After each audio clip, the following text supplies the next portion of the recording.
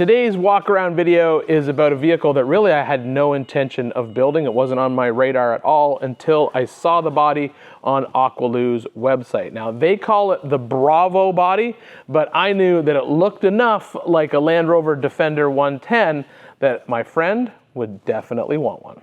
So I built this truck on my television show Four Wheeler, and as I said, it kind of looked like a Defender 110. I had a friend of mine who was an absolute Defender nut.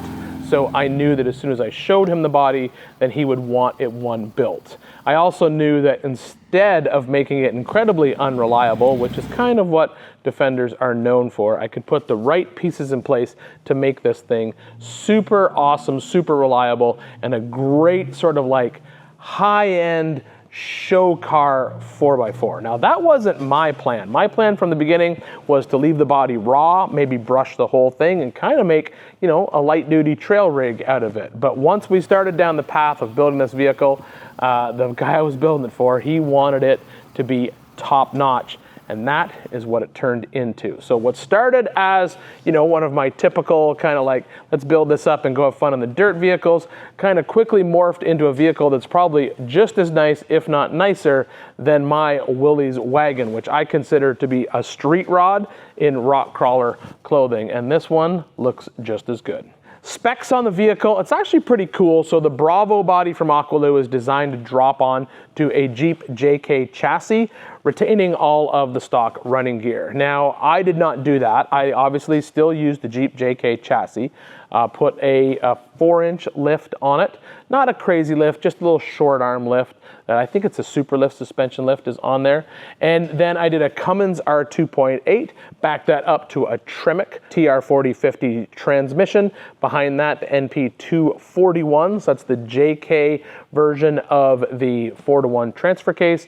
And then a set of Rubicon axles, front and rear, completely stock. So those axles were basically just complete takeouts from the Rubicon and bolted right into place. Tires and wheels, when I originally built it, I put 37s on it, but I was gonna have to carve up the fender wells a lot, so I actually stepped it back down to a set of 35s.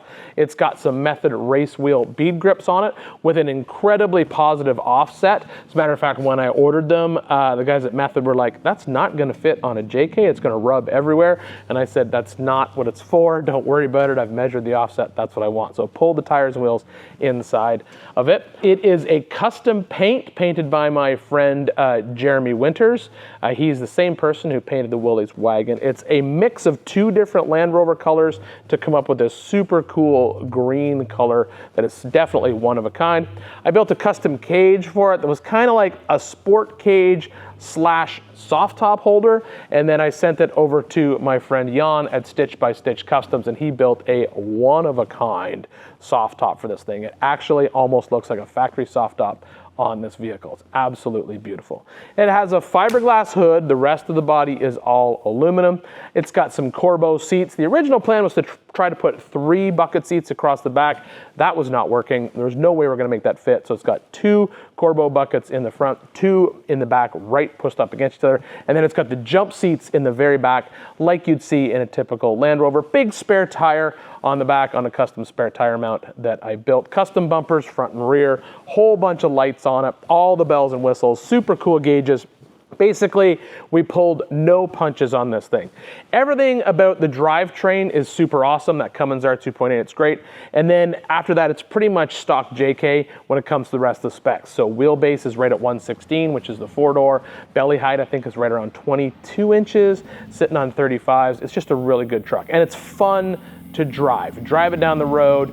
You just feel cool driving it because you have that vintage 4x4 feel, but at the same time, you got all that cool modern amenities like the R2.8, which is getting like, I think 19, 20 miles per gallon in that truck. It's absolutely amazing. Some funny stories about this truck. When we were finishing the season with that particular build, the plan was to take it on one of our 4-wheeler adventures. And I had just come back from Sand Hollow where I had fallen off a cliff and I think broken my foot. It hurt a lot. I wasn't sure if I actually broke it. I actually never went and found out. The pain went away, so I left it alone, right? But my foot was in pretty bad shape. I had 3 days to take that vehicle from basically a painted shell and turn it into a running, driving vehicle and get it up to Kentucky for our off-road adventure. and it nearly killed me. I did, I think, 3 20-hour days back to back, sleeping literally right on the floor here in the shop to put together. And even then, I didn't get it 100% done. I was driving it down the road with no windshield in it, but I did get it onto the trip, and it worked, and we had fun with it, and it really was a fun truck. It definitely turns heads everywhere it goes. Another funny story about that truck is when the new owner took possession of it, he went to a Cars and Coffee event, and where he lives, apparently there's like an exclusive Cars and Coffee that you can get invited to that's mainly saved for supercars and all these super high-end sports cars. They took one look at that truck, thought it was absolutely amazing, and invited him to join. So he got to take that vehicle to this like super exclusive Cars and Coffee event, which was great. I'm happy for him. He really liked the truck, and he's really enjoying it. And I think that's the whole point of it. You know, it's been a one-of-a-kind custom vehicle, and he's sort of learning that life of what it's like to own a one-of-a-kind custom vehicle. Some hiccups here and there, but in the end, it's all worth it to have a vehicle like that in your garage. What did it cost to build? Now, I can tell you exactly what it cost to build because I built this for a friend of mine, so he obviously had to cover all of the parts for me to build it. I charged him no labor. So all in, out the door, everything that is in that vehicle, it's right around $75,000, $80,000 is full retail cost. Labor on that, you'd probably double that number. To build that truck, it's $150,000 to $175,000 all day long. Now, could you build it the same vehicle and save a bunch of money? Absolutely. You don't have to do the Cummins R2.8. Could have left the Jeep JK V6 underneath the hood. You don't have to do that super awesome custom paint. You could have just brushed it like I suggested. You didn't have to add all the official Land Rover aftermarket, I call it gingerbread, that we ended up putting on it, but the owner wanted it to look a certain way, and so it's got a bunch of KBX parts, which are incredibly expensive Land Rover aftermarket parts for what they are. It's a lot of plastic, and it looks cool, but it's still just a lot of plastic. I don't know if I would have invested that much money into gingerbread on that vehicle. If it was mine, I would have focused more on just the usability of it off-road. There's cool parts that you can put on a vehicle, and then there's just gingerbread where there's no real function for it. You're just adding it to look different. And those parts, I don't really think that it's worth investing a pile of money in my opinion. I know other people love that stuff, and that's great, but that's not my cup of tea. What would I change about this vehicle? Honestly, I think now that I've done it, I would change 2 things. So the first thing I would change would be the windshield frame. So when I got the body from Aqualu, they sent a windshield frame. But this was one of the first bodies that ever ended up in anyone's hands to build a vehicle out of.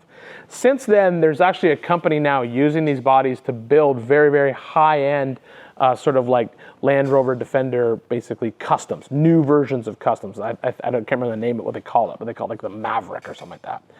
But they discovered that you could bolt on the Land Rover windshield, the factory windshield, and then you could use the factory hardtop and the factory soft top on the vehicle. And I really wish that we'd done that because it would just be nice to have a hardtop available for the vehicle. The custom soft top looks absolutely amazing, but having a factory hardtop also would look pretty cool on this truck.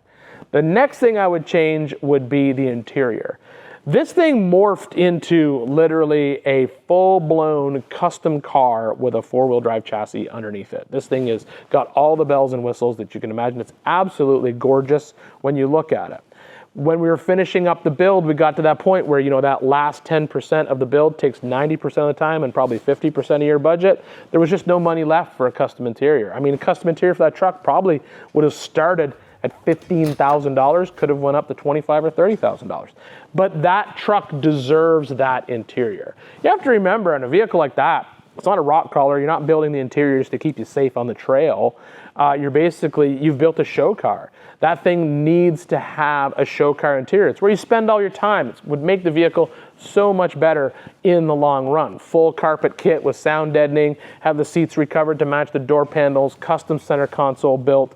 Get all of that stuff done, and then that truck goes to a completely different level. It goes from probably a vehicle that's worth, 150 grand all the way up to something that's now worth 250 grand just by spending, seems silly, spending 20 to to $25,000 on a custom interior. Yeah, it's a lot of money, but it definitely would take that truck to the next level, and I think that that truck definitely deserves it. The good news is it's always something that you can do in the future to that truck. You're not changing anything huge, you're literally just adding the interior. So hopefully down the road, the vehicle gets that custom interior that it deserves, because then it will definitely be one of a kind.